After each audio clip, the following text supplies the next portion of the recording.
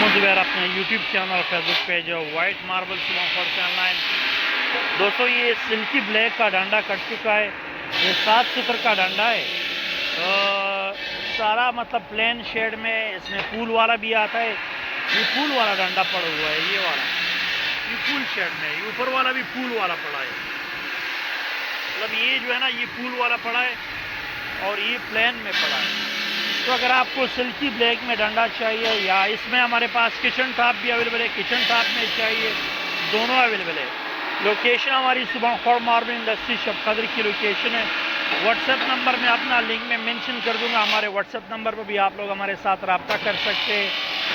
Rate की तरफ आते हैं तो रेट इसका, डंडे का रेट अगर आपको सिल्की ब्लैक में डंडा चाहिए तो वो 100 रुपीज़ पर स्क्वायर फीट के हिसाब से, और किचन टॉप 150 रुपये पर स्क्वायर फीट के हिसाब से फिक्स रेट है। मतलब रेट यही फाइनल रेट है 100 रुपीज़ एंड 150 रुपये पर स्क्वायर फीट के हिसाब से, इसमें कोई कमी बेची नहीं होगी, यही फाइनल रेट है इसका। तो अगर आपको सिल्की ब्लैक में चाहिए ये अवेलेबल है, डंडे में भी अवेलेबल है और किचन टॉप में भी। व्हाट्सएप नंबर हमारा 0300 9348088 हमारा व्हाट्सएप नंबर है।